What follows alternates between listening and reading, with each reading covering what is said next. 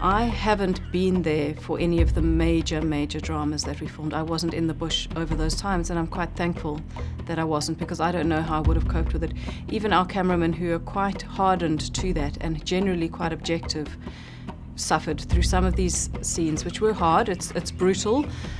They did feel quite emotionally overwrought, I'd say. They were affected by this, by what they had to see.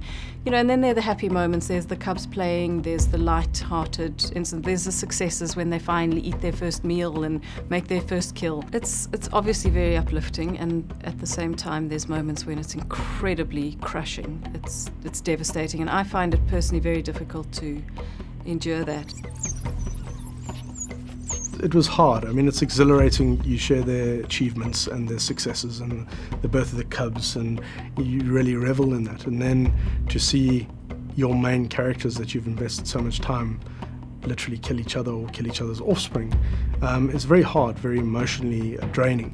One incident that really sort of highlighted what this whole series was about for me was the lead lioness ended up in a conflict with the leopard, two characters that I've invested years into, and ended up killing one of the other's offspring. I couldn't be upset with the lion, I couldn't be upset with the leopard. It is what happens, it is natural, it's a process.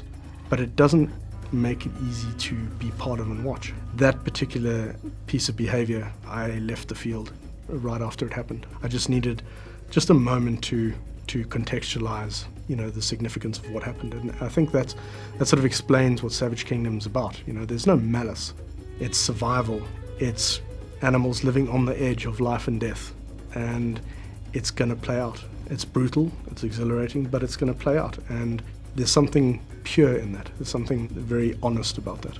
For Nat Geo Wild specifically to be brave enough to portray that, we're very appreciative of that. It's not often you get the raw, strong portrayal, honest portrayal in my eyes, of that sort of brutality and that sort of life and death edge. And I think in a lot of ways this will make people appreciate and buy into these characters and buy into this dynamic. It's real, it's raw. We're not going to protect you from it. You have to see the significance of it, the scale, the magnitude of these incidences, and I think that'll draw you in and make you care more for your characters.